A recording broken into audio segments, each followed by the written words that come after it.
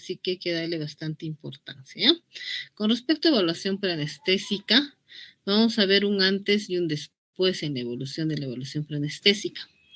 Antes, como no se hacía, ¿no? Esto frecuentemente, ya que la evaluación se hacía un rato antes de que ingrese a sala de operaciones o el mismo día, ¿ya? Actualmente es igual, pero en los casos que son de bajo riesgo. Pero los pacientes que tienen comorbilidades y tienen alto riesgo o riesgo intermedio, sí se les tiene que hacer una evaluación previa, ¿ya? En todo caso, ahora ya está instaurado en todo lado que la evaluación preanestésica se tiene que hacer con consulta médica, en donde el anestesiólogo tiene que valorar al paciente completamente, ¿no? Vamos a ver los objetivos y los beneficios, ¿no? Este te indica que una evaluación preanestésica inadecuada puede ser un factor contribuyente para el 3% de las evaluaciones anestésicas perioperatorias. ¿Qué quiere decir? De los eventos adversos perioperatorios. ¿Qué significa esto? Que cuando nosotros hacemos una mala evaluación preanestésica, lo más probable es de que el paciente tenga alguna complicación en el perioperatorio. Por ejemplo, si yo no hago una buena evaluación del paciente y sé que eh, no evalúo bien y no noto que este paciente puede tener una presión arterial o ser hipertenso y no estar controlado, entonces cuando ingrese a sala de operaciones vamos a tener factores que pueden contribuir a cualquier evento adverso, ¿no? Como hacer una crisis hipertensiva, ¿no? Por el estado de estrés que tiene previo al ingreso a sala de operaciones. Entonces, eso tiene que estar claro en nuestra cabecita, que nosotros podemos contribuir a esto, ¿no? Les contaba el caso de un joven que había cambiado el EKG, ¿no? Eh, que había sido el año anterior del paciente, que con respecto a ese EKG era diferente, ¿no?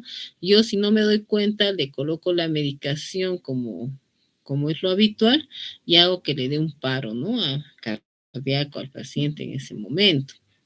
Entonces, no es eh, algo que podamos nosotros dejar de hacer, ¿no? Dejamos de hacer una buena evaluación preanestésica, el único que va a salir afectado va a ser el paciente, ¿no? Entonces, no está bien eso. Entonces, los objetivos de la evaluación preanestésica son dos: tolerancia a la anestesia y disminuir los riesgos asociados con el perioperatorios, tanto complicaciones pulmonares o cardíacas postoperatorias. Por ejemplo, si yo tuviera un paciente que tuviera un grado de, como me vino una vez, ¿no? Una jovencita para una septoplastía, ¿ya? Funcional. Entonces, era corrección del tabique nasal, ¿no? Entonces, esta septoplastía involucraba ingresar, ¿no? A sala de operaciones, por lo cual había en consultorios externos a la paciente. La paciente yo le he hecho una adecuada anamnesis, le he preguntado todo y ella obvió, ¿no? Obvió indicar de que la paciente tenía asma intencionalmente, ¿no? Intencionalmente lo ha obviado, porque tal vez no querría que se le modifique el tiempo en que va a ingresar a sala de operaciones, pero se le explicó, ¿no? La importancia de esto. Y ella no me dijo nada, no todo, ese rato se habrá aguantado de toser, qué sé yo. La cuestión es que yo le noté un poco que respiraba superficial. Me pareció extraño para ser una joven de 20 y tantos años. Entonces, dije, mejor le saturo. Y cuando le saturé, tenía 89 de saturación y una frecuencia cardíaca de 90. Ya me pareció extraño para ser una joven, entonces decidí auscultar. A la auscultación encontré que estaba sibilando en ambos campos pulmonares. Entonces, para ella su prioridad era que le hagan su septoplastía de manera rápida, ¿no? Para nosotros nuestra prioridad es que el paciente ingrese en condiciones adecuadas a sala de operaciones. Con sibilantes no iba a entrar a sala de operaciones, era era un problema asmático que no estaba controlado, ¿no? Entonces teníamos que esperar que haga efecto, ¿no? El tratamiento que la neumóloga le había indicado, ¿ya? Y que todavía no podía ingresar a sala de operaciones. Entonces es muy importante hablar con los pacientes, ¿no? A veces les parece que ingresar a sala de operaciones fuera, algo sencillo y simple, ¿no? Siempre indicarles la importancia de esto, la importancia de conocer los factores de riesgo que tienen cuando ingresan a la sala de operaciones en diferentes estados patológicos, ¿no? Entonces, en este caso, en ella el riesgo era de broncoespasmo, ¿no? Un alto riesgo de broncoespasmo.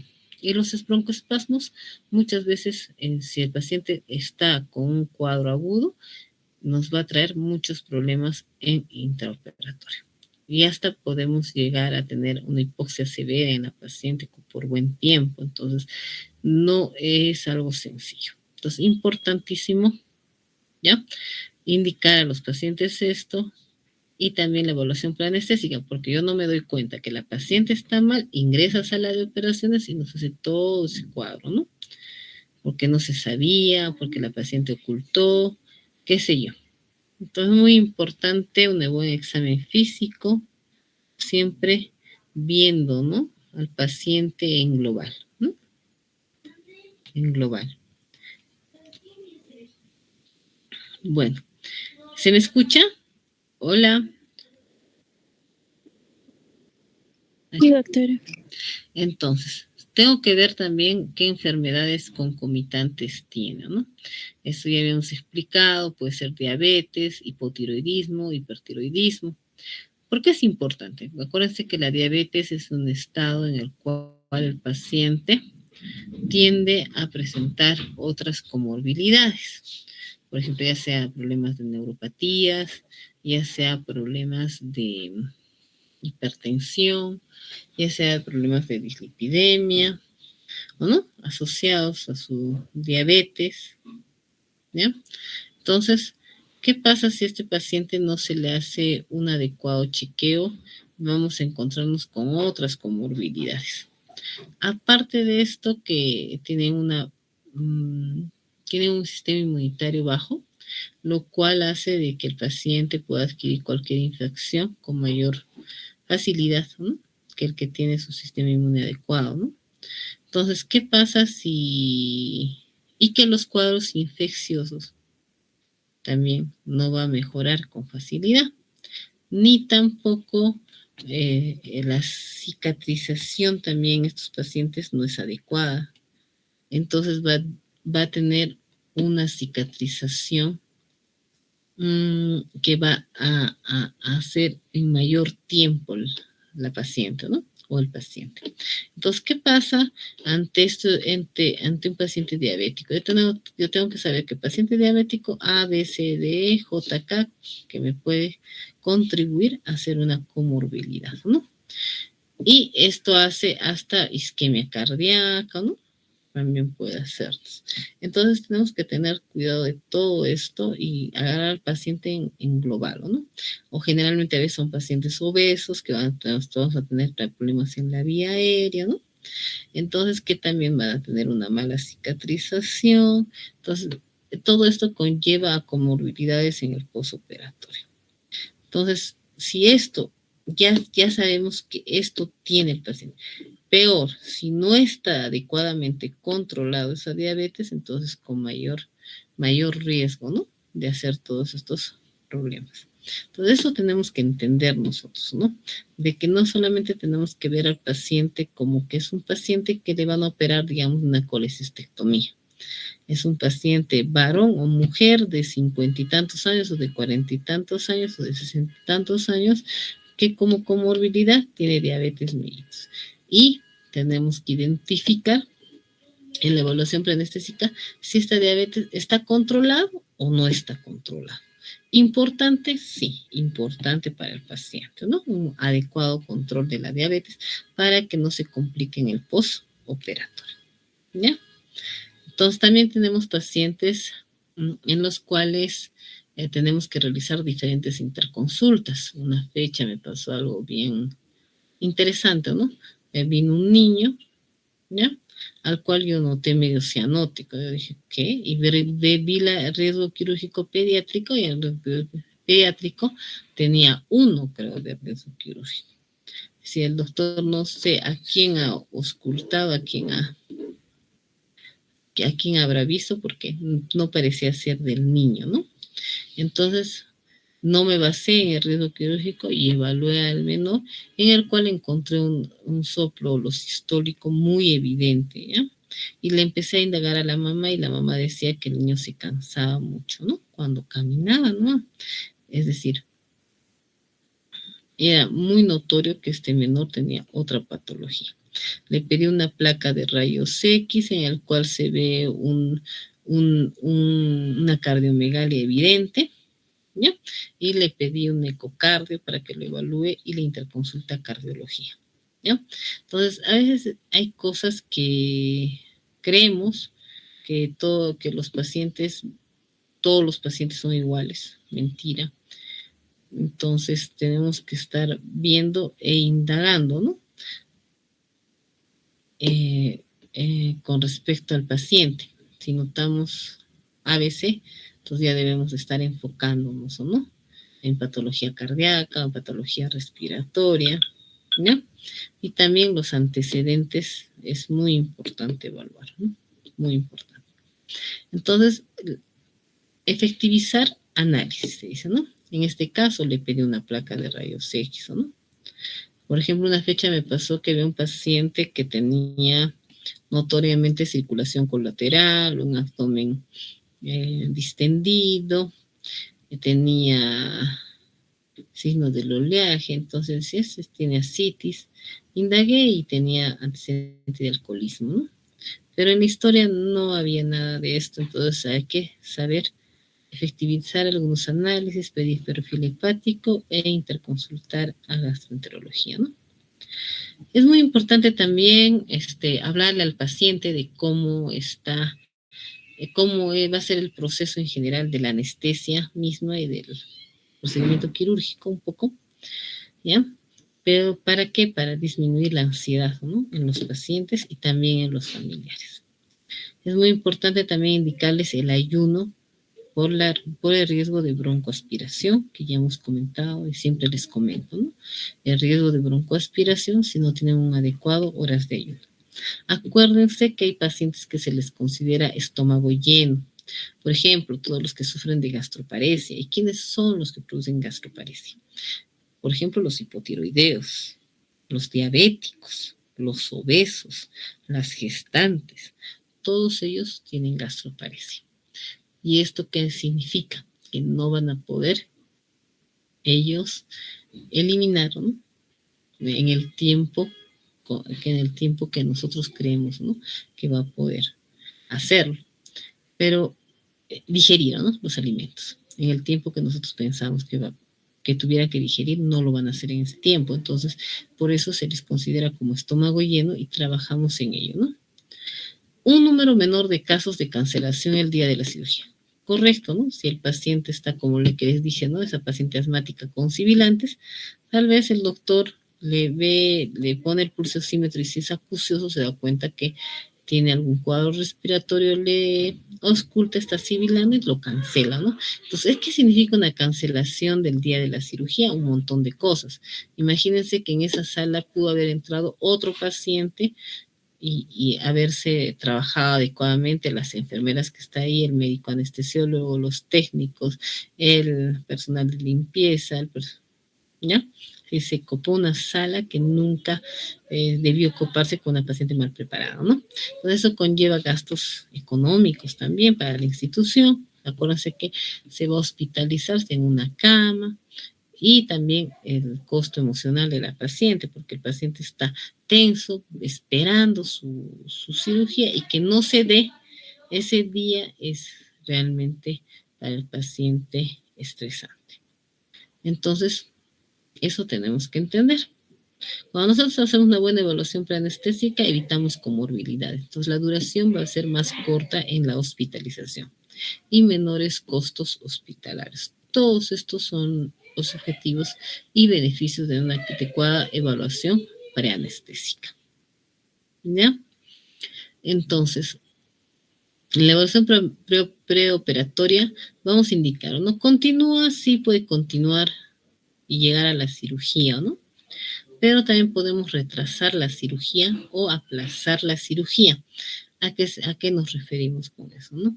Lo que les dije, ¿no? Digamos, si tiene alguna enfermedad que estuviera no controlada, optimizamos la enfermedad comórbida, ¿no?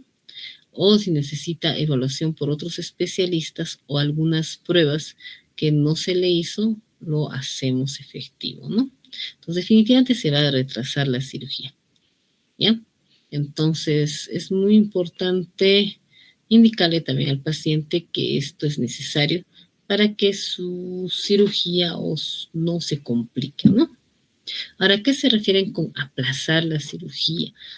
Por ejemplo, lo que les comentaba de ese niñito, ¿no? Que tenía cardiomegalia. Era más importante verificar su cardiomegalia, su tratamiento cardíaco, o era más importante su operación de una dental, ¿no? De una caries dental, ¿no? Entonces, ¿qué era más importante? Entonces, justo ese es el punto, ¿no?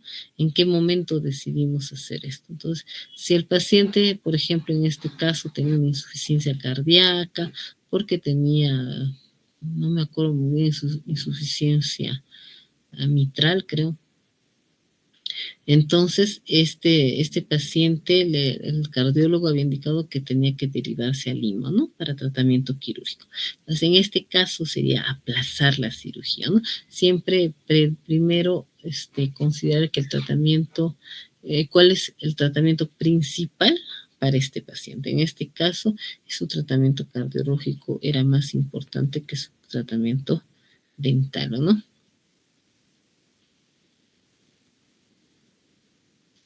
Entonces, como les comentaba, para la detección de las enfermedades, una buena exploración clínica, una anamnesis adecuada, la exploración física, los análisis, las pruebas específicas, ahí más o menos te dicen el porcentaje del diagnóstico. Entonces, si se dan cuenta, mayor porcentaje tiene el examen físico y la anamnesis, ¿no?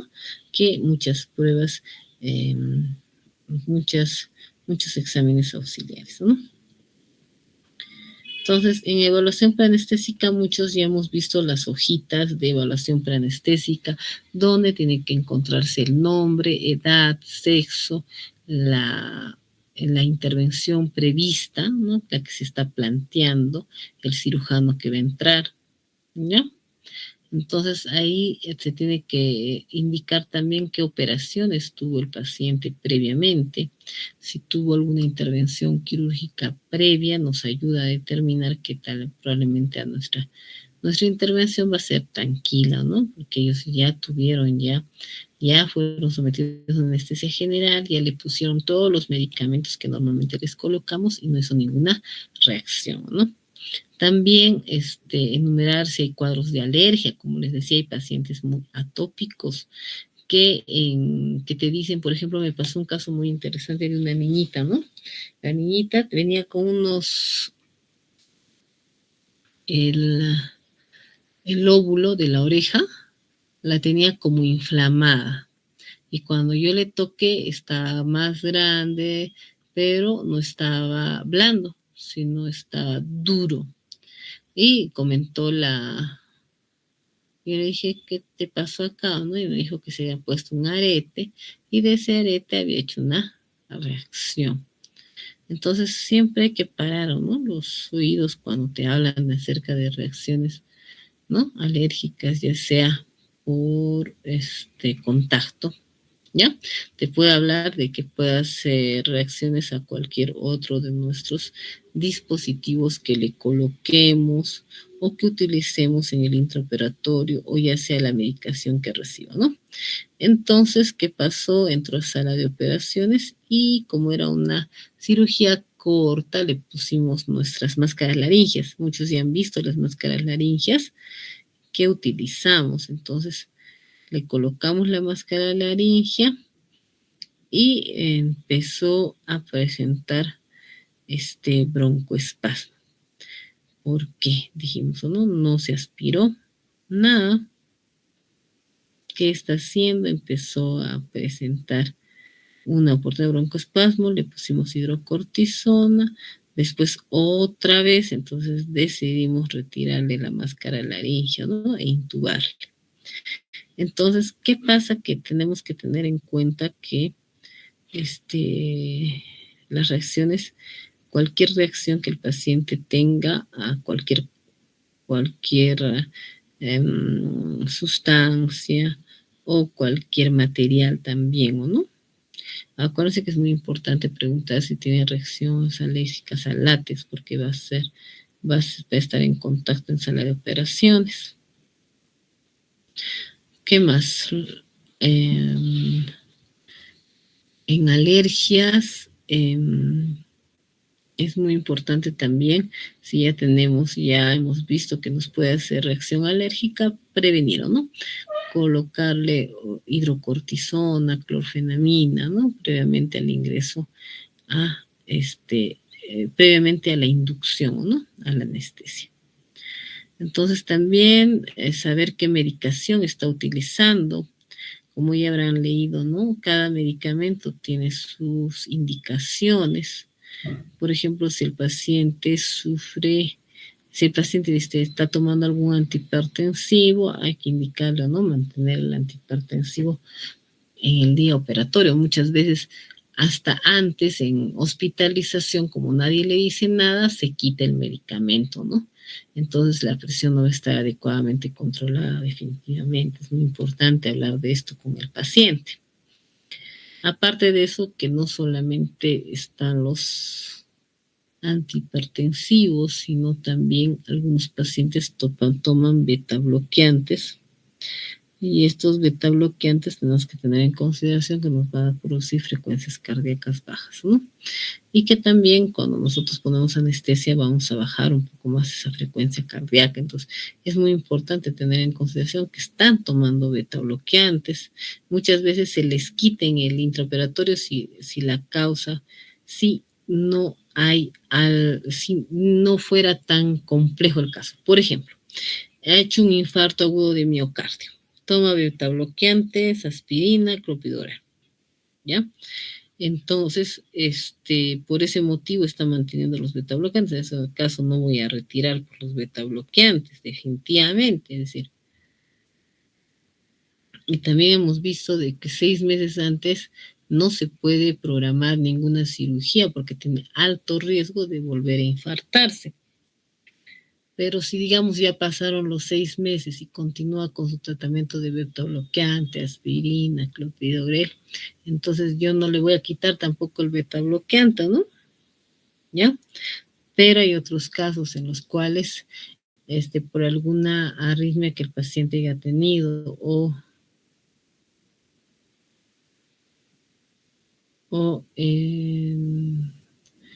en el cual esté tomando bajitas dosis de beta bloqueantes, tal vez en esos casos podría yo, ¿no? Verificar las indicaciones del cardiólogo y opinar, ¿no? Que se podría retirar el mismo día de la operación para que nos haga cuadros de bradicardia severas, ¿no? Siempre tenemos que tener en consideración todo esto en el caso de los pacientes. En medicación es bien amplio, y espero que hayan leído porque es bien amplio. Por ejemplo, la aspirina que tengo que suspender, ¿sí o no? Ya 5 días antes del tratamiento quirúrgico por el riesgo de sangrado. Warfarina, que también tengo que tener la consideración, muy importante, porque la warfarina sí o sí tengo que suspender y tengo que reemplazar con enoxaparina. Entonces tengo que tener, está tomando AINES, ¿qué tipo de AINES? También hay que suspender 3 días, ¿no? Previo a la cirugía, por el riesgo aumentado de sangrado. Cualquier operación simple se puede volver una catástrofe cuando no tienen un adecuado, si sus exámenes auxiliares de coagulación están alterados, si el TP está alterado, está prolongado. Por ejemplo, entró una paciente por un problema de desviación de tabique, que es algo sencillo, que no tendría por qué complicarse a más, pero la paciente no dejaba de sangrara, ¿no? Entonces, es muy importante eso, ¿no? Y fijarse bien si está actualizado estos análisis, porque puede haber estado tomando una medicación que está haciendo que este análisis se prolongue, ¿no? Entonces, hay que tener en cuenta eso, ¿no? Puede, de lo que iba a ser algo tan sencillo, lamentablemente, con todo eso, la cirugía que iba a ser, digamos, de 30 minutos se va a prolongar 1 hora y media, 2 horas, porque no hay una buena hemostasia, ya que no se verificó adecuadamente el control de coagulación, ¿no?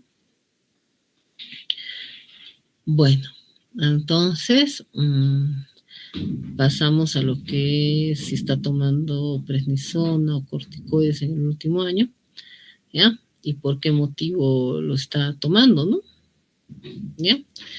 ¿Ha fumado alguna vez? ¿Qué cantidades de paquetes al día fuma? ¿Cuántos años?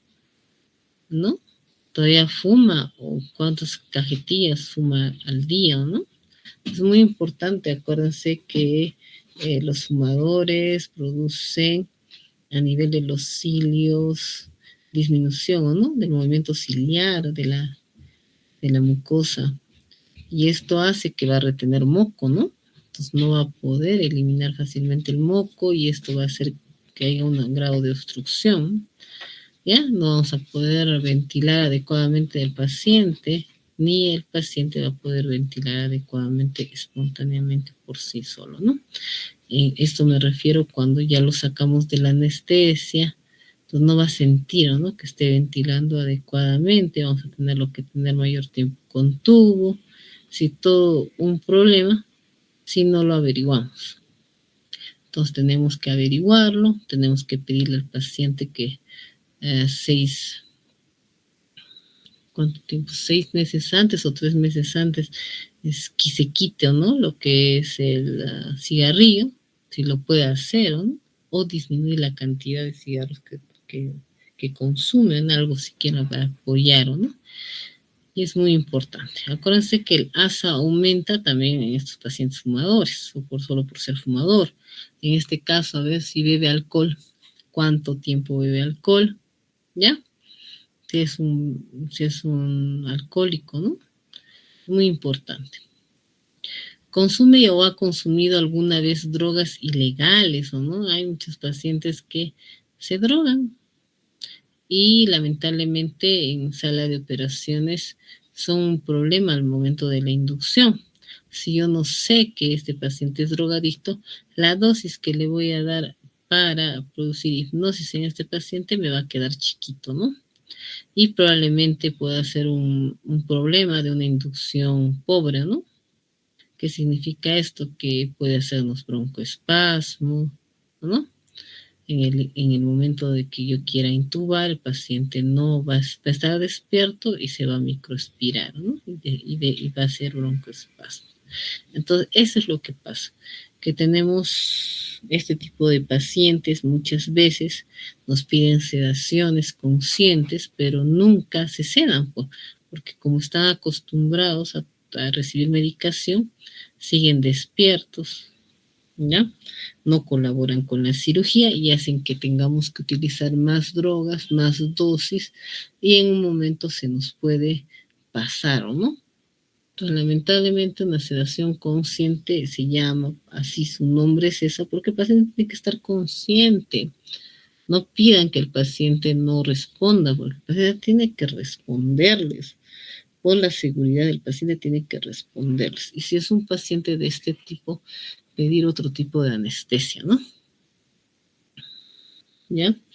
También hay que ver lo que es la clase funcional del paciente. Por ejemplo, si el paciente puede subir gradas, ¿no? Si no tiene no se cansa al subir gradas, ¿no? ¿Cuántas gradas puede subir? ¿Cuántos pisos puede subir? ¿Ya? Sin cansarse.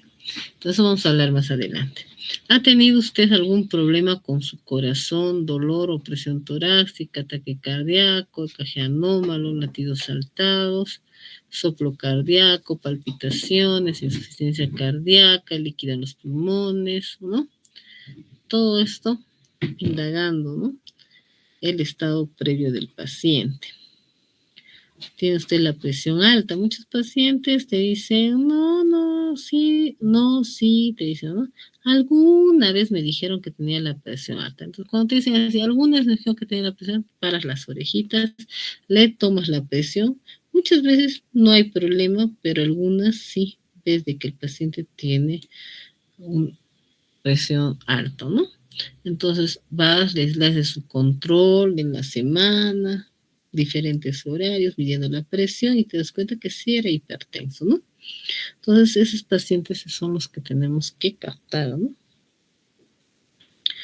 Por ejemplo, si el paciente ha tenido anteriormente disnea, bronquitis, TBC, ¿no? Muchas veces los pacientes les da vergüenza decir que han tenido tuberculosis y no te lo dicen, ¿ah? No te lo dicen. Y tú, por las características físicas del paciente, por lo que empiezas a indagar un poquito más o le saturas, te das cuenta que sí tiene un problema pulmonar previo, ¿no? Todos estos pacientes que ya tienen como secuela una TBC, tienen que ir a neumología, ¿no? Pedir un riesgo neumológico es importante porque no sabemos cómo será su capacidad pulmonar de estos pacientes.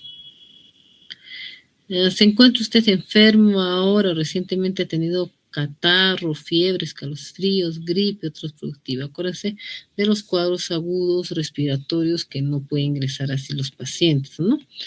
Esto se informa y hay que tener bastante cuidado en los menores, en los niños, porque los niños sus vías aéreas son más reactivas que en los adultos y cualquier secreción o sangre, es lo peor, puede producirnos un laringoespasmo, un broncoespasmo, y los cuales pueden ser severos de acuerdo al grado de infección o enfermedad que tengan, ¿no? ¿Ha tenido usted a alguien de su familia con problemas hemorrágicos graves? Lo que les decía de trastornos de coagulación. Hasta una cirugía sencilla, puede ser un tratamiento odontológico, puede resultar difícil de manejar si tiene un trastorno de coagulación, ¿no? Entonces, también hay que verificar los cuadros de anemia, leucemia, porque algunos pacientes no tienen diagnóstico y ya es algo que se ha detectado, ¿no? Antes de una cirugía, por una emergencia, qué sé yo.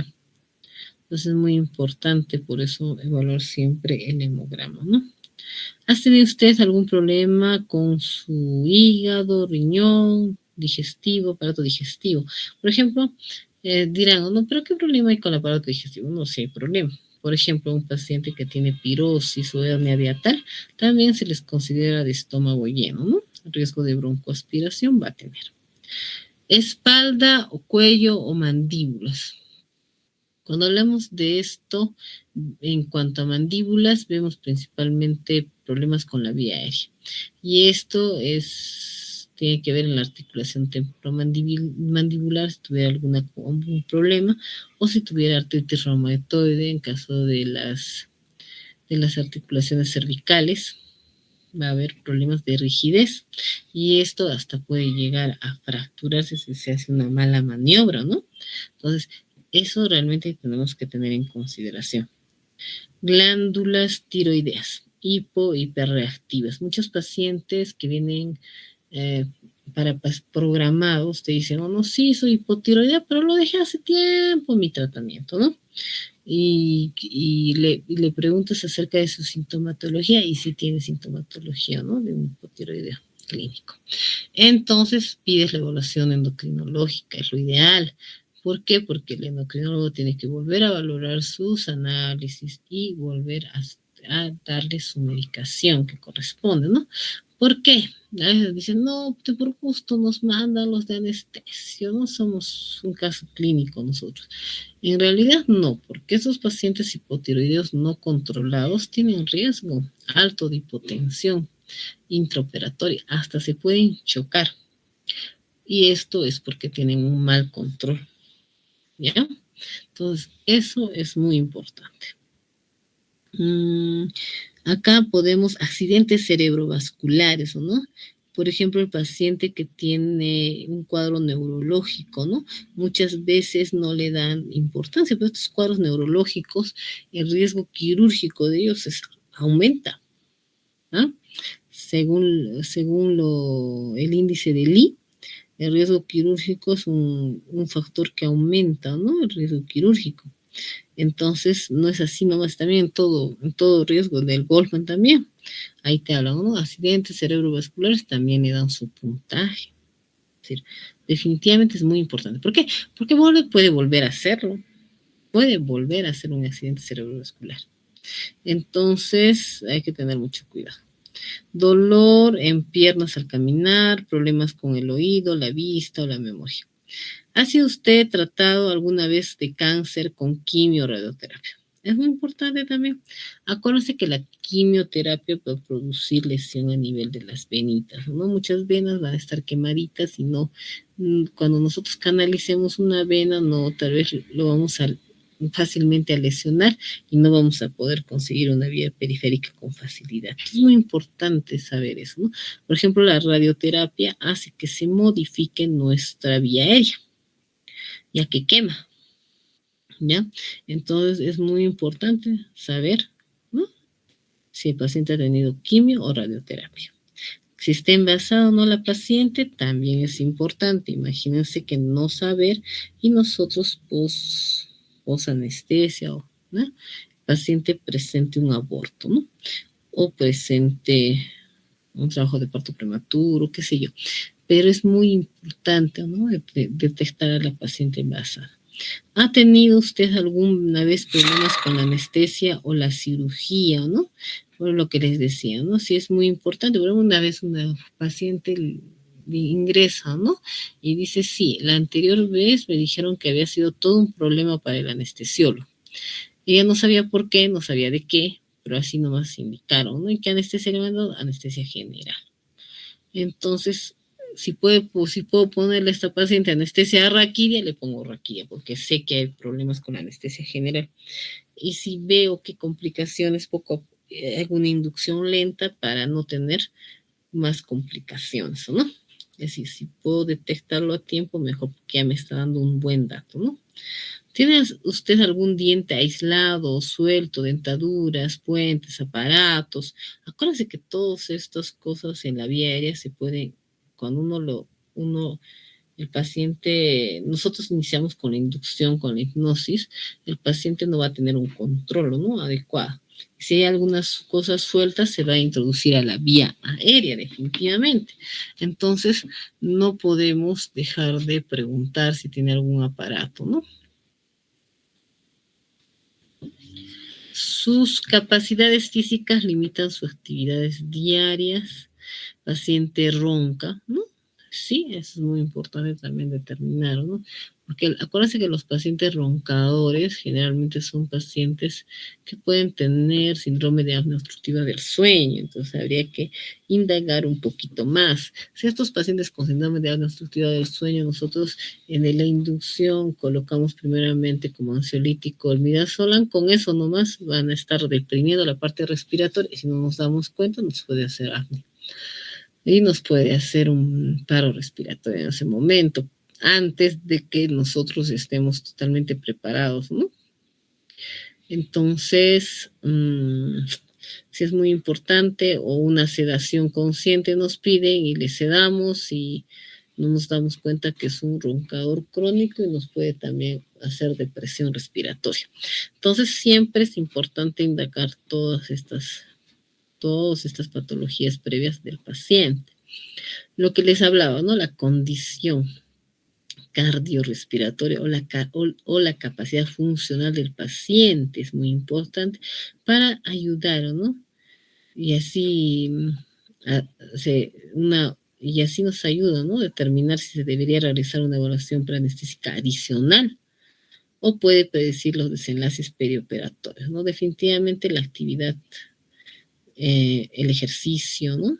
Ser cuantificados es muy importante, ¿no? En este caso, en MET, ¿no? ¿Qué caso es MET? Es equivalentes metabólicos de la tarea, ¿no? Que es una medida de volumen de oxígeno consumido durante una actividad. Una mala capacidad para el ejercicio puede ser la causa o la consecuencia de una enfermedad cardiopulmonar. Entonces, siempre es muy importante preguntarle, ¿no? Realiza actividades de autocuidado, comer, vestirse, ir al baño, caminar dentro de casa, caminar 1 o 2 cuadras, te habla de 1 metro, ¿no? 4 metros te habla de realizar tareas caseras suaves, limpiar, lavar platos, planchar, jardinería, subir del segundo piso por escalera o pendiente suave, ¿ya? De 4 a 10 metros, realizar tareas caseras más pesadas, fregar pisos, levantar y mover muebles, actividad física moderada, jugar golf, bolos, tenis, esquiar. 10 metros o más, actividad física intensa, natación, tenis, fútbol, básquetbol, ¿no? Pero ¿por qué es importante eso? Acuérdense que tenemos pacientes de todo tipo, ¿ah? Puedes ver tú un paciente de 90 años y tener un MET, digamos, de 4 a 10. Pero puedes ver un paciente de 90 años y puede tener un MET de 1 metro, ¿no? Entonces, eso te habla bastante de problemas cardiopulmonares para indagar en el paciente. Es lo mismo, ¿ya? Entonces, con respecto a la exploración física, siempre tratamos de hacerlo guiado, si es posible, completamente. Tenemos que hacer una buena valoración del examen físico, ¿no? Entonces, presión arterial, frecuencia cardíaca, frecuencia respiratoria, saturación de oxígeno y el índice de masa corporal. Y hemos hablado de la obesidad, para nosotros es muy importante determinar, y también se han dado cuenta que aumenta nuestro riesgo anestesiológico, ¿no? Entonces tenemos que saber a qué llamamos sobrepeso, a qué llamamos obeso y a qué llamamos obesidad mórbida, ¿no? ¿En qué pacientes voy a tener dificultades potenciales en ventilar? Tenemos que entender que pacientes pueden tener complicaciones en la ventilación. A muchos ya han tenido la oportunidad de, en sala, verificar en estos casos. Por ejemplo, pacientes que no tienen dientes, o pacientes que tienen barba, o pacientes con antecedentes de ronquidos, ¿no? Índice de masa corporal mayor de 26, edad de 55 a más. Entonces, estos pacientes con SAUT, con ronquidos, con obesidad, hay acá, ¿no? Por ejemplo, los pacientes con obesidad, de acuerdo al grado de obesidad, también ves que vas a tener mucha dificultad. Por ejemplo, los obesos mórbidos generalmente tienen un aumento de la circunferencia del cuello. En varones mayor de 43, en mujeres mayor de 40, nos hablan de una vía aérea difícil como diagnóstico. Por ejemplo, distancias tiromentonianas menor de 7, puntuación de Palampati más altas, tener la lengua larga, la lengua grande, incapacidad para protruir la mandíbula, es decir, llevar los dientes inferiores por delante de los superiores, deformidad en la cara. Imagínense un paciente que tenga algún tumor, ¿no?, en la cara y que eso lo deforme, que tenga radiación previa de cabeza y cuello, que tenga traumatismo en cabeza y cuello, anomalías congénitas, lo que les indicaba artritis reumatoide, síndrome de Down, esclerodermia, enfermedades de columna cervical previas, ¿no? Entonces es muy importante identificar, ¿no?, estos cuadros, porque voy a tener, ¿no? Imagínense si tienen problemas en columna, ¿ya? O había un casito, ¿no?, de un joven que se quejaba de dolor a nivel cervical cuando hacía movimientos en la cabeza de un momento a otro y que había tenido una luxación cervical. Esta luxación cervical, bueno, hay que tener cuidado, ¿no? No podemos tratarlo como un paciente normal. Componentes de la exploración de las vías respiratorias, ¿no? Entonces, ya les había hablado acerca de bastantes predictores de vía aérea difícil, ¿no? Dentro de esos predictores habíamos hablado desde la mordida, habíamos hablado de la distancia tiromentoniana, ¿cierto? Pero hay otras cosas que también nos ayudan, por ejemplo, el grosor o la circunferencia del cuello, la movilidad de la cabeza, en varios hemos hecho también eso, presencia de vello facial, la barba que nos permite una adecuada sellado para poder ventilar al paciente, cuando hay unos incisivos superiores más grandes que los inferiores, hace que el paciente pues no tenga una buena mordida también y hace también que sea dificultoso, ¿no? Entonces, siempre explorar la vía aérea. El malampático, muchos alumnos hemos trabajado, con otros sí, con otros no, pero acá les presento, es la apertura de la boca, ¿no? Le dices que el paciente esté en posición neutra, no en hiperextensión, ni tampoco con la cabeza agacha, tiene que estar en recto, ¿no? En situación anatómica, y va a abrir la boca y va a sacar la lengua. Entonces, muchos de ellos también se les pide una fonación, ¿no? Entonces, vamos a determinar qué clase tenemos de malampati. Clase 1, cuando se ve todo lo que es la úvula, los pilares amigdalianos, las amígdalas, ¿o no? El paladar blando, paladar duro. Clase 2, ya vemos la mitad de la úvula, la mitad de las fauces, ¿ya? La mitad de los pilares amigdalianos también, ¿ya? Paladar blando, paladar duro. Malampati 3, acá de 3 y 4 son los que vamos a tener dificultades, y el malampati se considera un buen predictor de vía aérea difícil. Entonces, en clase 3 vamos a ver que solamente vamos a ver la base de la úvula y el paladar blando, y el paladar duro, lo cual hace que sea una clase 3. Y en clase 4 no vemos paladar blando, solamente vemos paladar duro, y esa es la clase 4.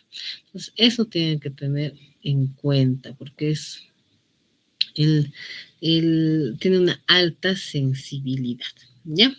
Entonces, generalmente se piden que hayan 2 o más predictores de vía aérea difícil, pero con el malampati muchas veces ya es indicador de que probablemente tengamos una vía aérea difícil. Tenemos enfermedades coexistentes. Les hablaba que podemos tener hipertensión arterial. Se ha visto que la cirugía programada debería retrasarse solamente en casos en que la hipertensión sea grave. Por ejemplo, una diastólica mayor de 115 y una sistólica mayor de 200. ¿Ya? Entonces, en estos casos sí, debo de aplazar hasta que la presión sea menor de 180/110. Si tengo presiones más bajas, ¿no? De 180/110, no debería de aplazarse, porque se ha visto que no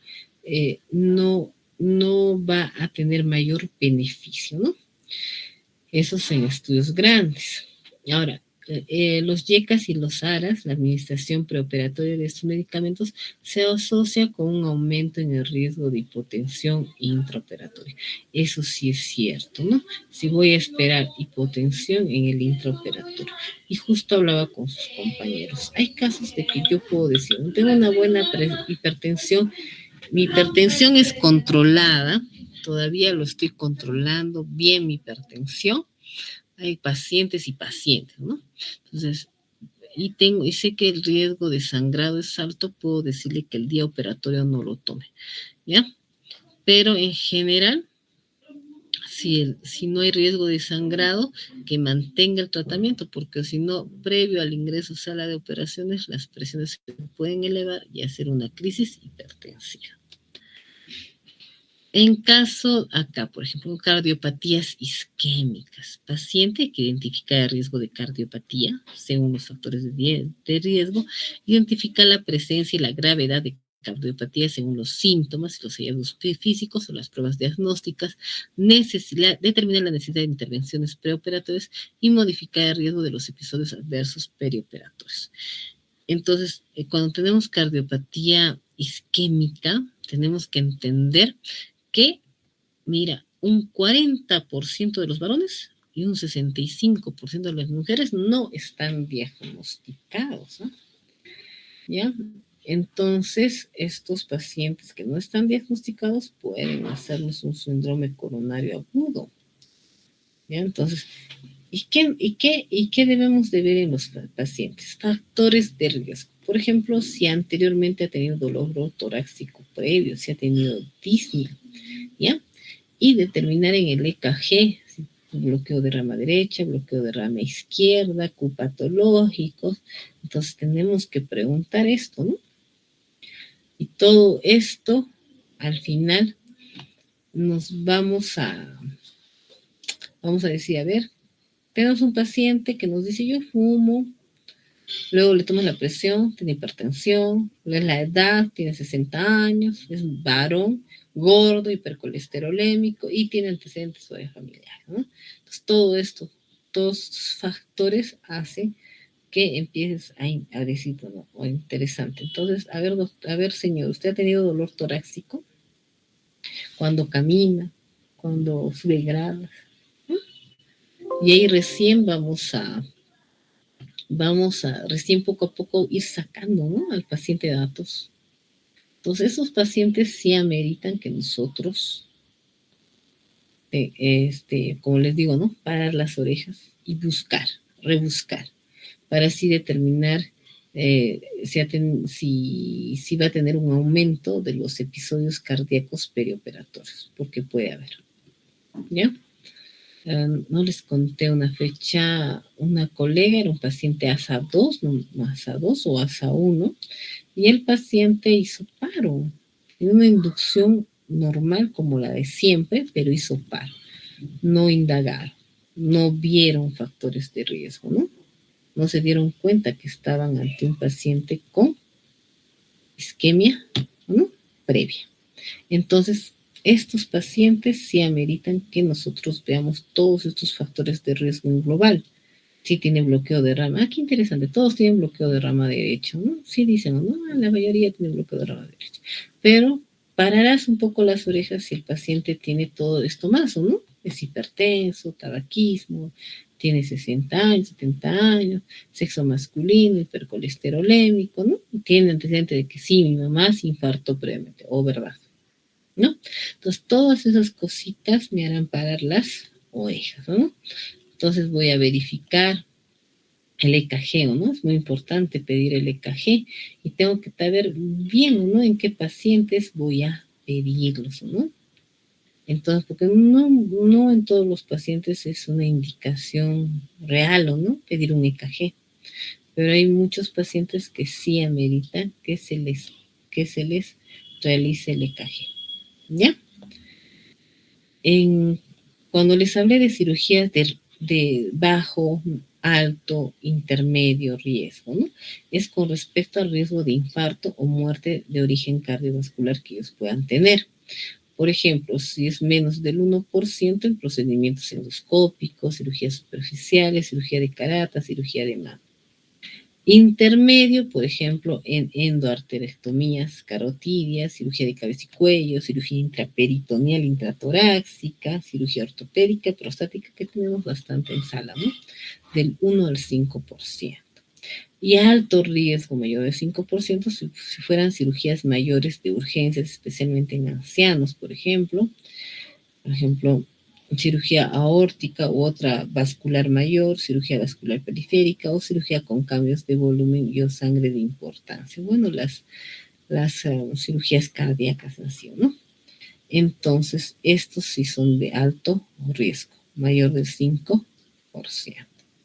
Entonces, tenemos que valorar también, según la cirugía, el riesgo del paciente de tener una complicación, como en el caso de esto, infarto o muerte de origen cardiovascular. Entonces, vamos a hablar del riesgo cardíaco, ¿ya? Lo que les hablaba del índice de Lee. El índice de Lee me parece bien completo. ¿Por qué? Porque no solamente te habla de problemas cardíacos, que es más, Goldman se basa más que todo en problemas cardíacos, pero Lee no. Lee te habla del tipo de cirugía. Mira, si es una intervención intraperitoneal, intratorácica o vascular suprainguinal, te habla de una cirugía de alto riesgo y ya te da un puntaje de 1.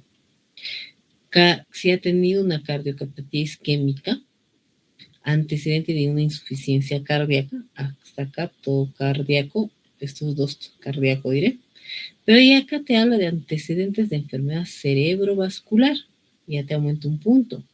La diabetes mellitus que precisa insulina te pone un punto más. Y si tiene enfermedad renal crónica con una creatina mayor de 2 miligramos, ya te habla de un punto.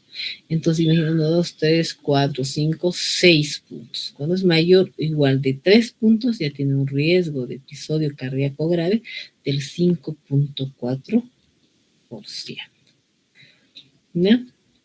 Entonces, acá, cuando tú tienes un paciente que viene programado, es una cosa. Otra cosa es cuando el paciente viene una cirugía de emergencia, de urgencia, en la cual, por ejemplo, hay riesgo de vida, ¿no? Si no se realiza el procedimiento, por ejemplo, una apendicitis. Una apendicitis se complica una peritonitis, la peritonitis produce sepsis, shock séptico, ¿me entienden? Es decir, va a producir un riesgo en el paciente, ¿no? Entonces, en estos casos, tiene que proseguir la cirugía con todos los riesgos que ya sabemos que el paciente tiene. ¿Ya? Hay enfermedades cardíacas activas, ¿ya? Que lamentablemente, si tuviéramos una urgencia, ¿ya? Una emergencia no podríamos nosotros solucionar. Porque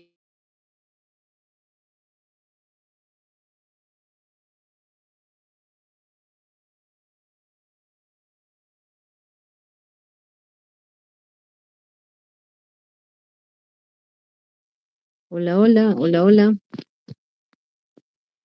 ¿Me escuchan? Sí, Oscarita. Se lo escucho, Se me doctora. cortó la laptop. Un momentito, por favor. Ya estábamos acabando en realidad. A ver si por acá les puedo hacer hasta que me traigan mi... A ver, a ver.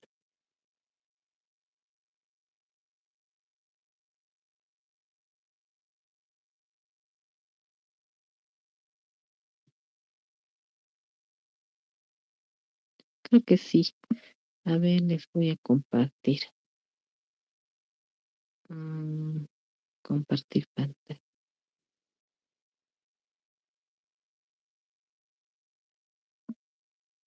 A ver, ¿ven mi pantalla?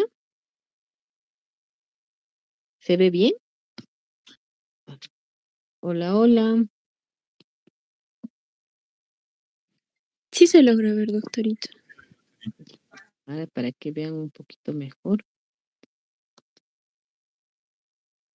Ahí, ¿qué tal? Ya estábamos en esta parte, ¿no? Entonces, cuando son cirugías programadas, es diferente, ¿no? Podemos aplazar la cirugía hasta que se estabilice o se corrija. Por ejemplo, lo que les decía, ¿no? Si ha tenido un infarto miocardio reciente, lo ideal todavía no es ingresar a sala de operaciones, más de 6 meses. Por ejemplo, si tienes una insuficiencia cardíaca descompensada, hay que compensar la insuficiencia cardíaca. Si tiene una arritmia importante, por ejemplo, un bloqueo cardíaco de tercer grado, una taquicardia supraventricular, una fibrilación auricular con frecuencias ventriculares rápidas, no controladas, arritmias ventriculares o bradicardias sintomáticas, también taquicardias ventriculares recientes, no es que vamos a entrar así nomás a sala de operaciones, ¿no? Entonces, esto sí ameritaría que aplace la cirugía hasta que se estabilice o se corrija. Por ejemplo, pacientes que tienen estenosis aórtica o estenosis mitral graves, también, porque muchas veces se tiene que corregir previamente la estenosis para poder entrar a otra cirugía que sea programada. En el caso de cirugías de bajo riesgo, por ejemplo, cataratas o mama, lo que habíamos dicho, que se prosiga la cirugía. Capacidad funcional, si tiene una buena capacidad mayor de 4 metros, puede caminar un tramo de escalera sin síntomas, también puede proseguir la cirugía. Predictores clínicos, por ejemplo, de estos predictores, que tiene diabetes, insuficiencia renal, enfermedad cerebrovascular, insuficiencia cardíaca o cardíaca isquémica, dependiendo, ¿no? Por ejemplo, no tiene ningún predictor, proseguir la cirugía.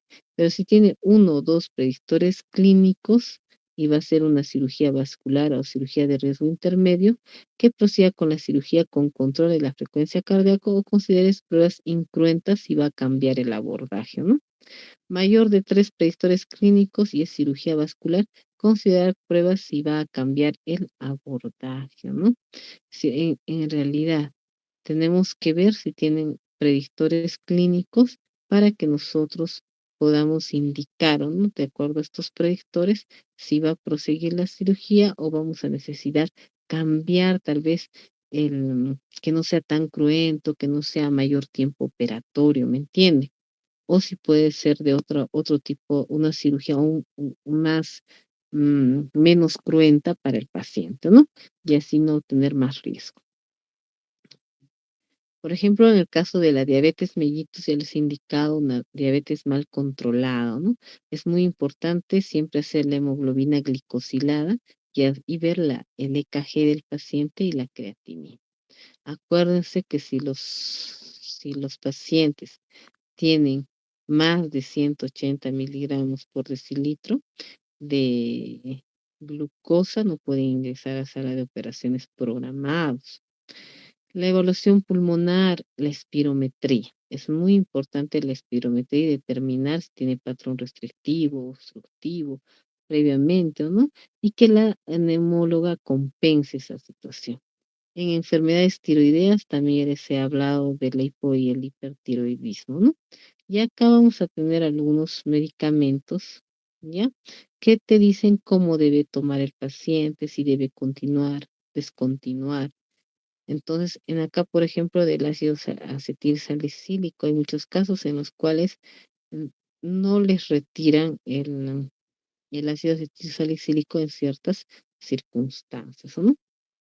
Y en este caso, la insulina es muy importante también ver cómo va a ir administrándose la insulina, si es en una cirugía programada o tal vez en una cirugía de emergencia y cómo debemos de colocarlo.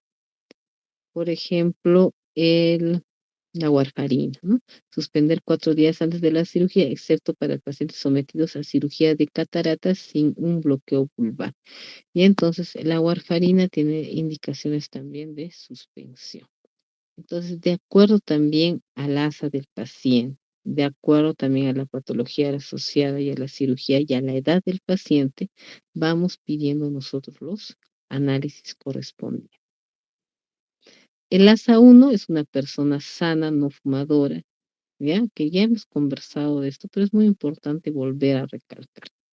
El ASA 2 es un paciente fumador, nivel de bebida alcohólica mayor, embarazo, obesidad, diabetes controlada, hipertensión arterial controlada, enfermedades respiratorias leves. ASA 3 es un paciente mal controlado, ¿no?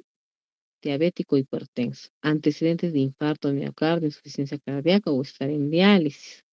Historia reciente de infarto de miocardio, insuficiencia cardíaca, cateterismo cardíaco, disfunción valvular cardíaca. Ya nos está hablando de un ASA 4, ¿no? Ruptura de aneurisma abdominal, riesgo alto de mortalidad, ese es ASA 5, ¿no? Individuo previamente sano y joven con daño cerebral agudo e irreversible, ya te está hablando también de un ASA 5. El ASA 6, en la cual el paciente este, está con muerte cerebral, ¿ya? Y está en ventilador mecánico y es para donación de órganos. Ayuno mínimo. Varias veces les hemos hecho repasar en prácticas. Líquidos claros, 2 horas.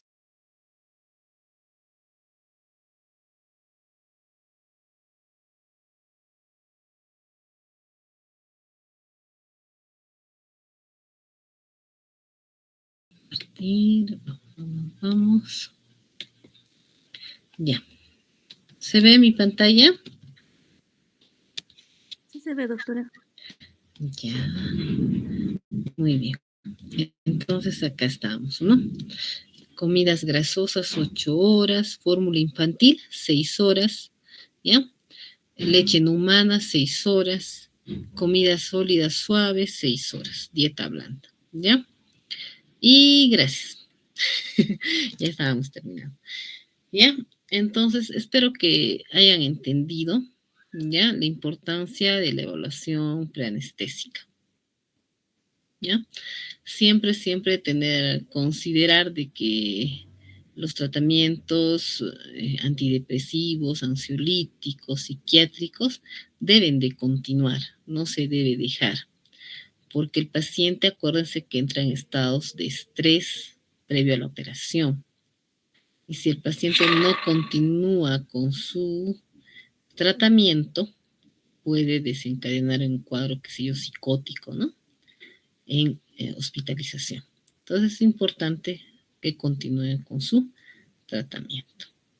Acuérdense que los pacientes con reflujo, pirosis, también tienen que continuar con su omeprazol, ya que esto condiciona a que pueda tener una broncoaspiración. ¿Ya? Los antiepilépticos también deben continuar, ¿ya? Los esteroides también. Las estatinas con mayor razón y motivo, ¿no? ¿Ya? Y esto del ácido acetilsalicílico, ya les había indicado que se debe considerar de acuerdo al tipo de cirugía y de acuerdo a la patología previa que tenga el paciente. ¿Alguna duda que tengan?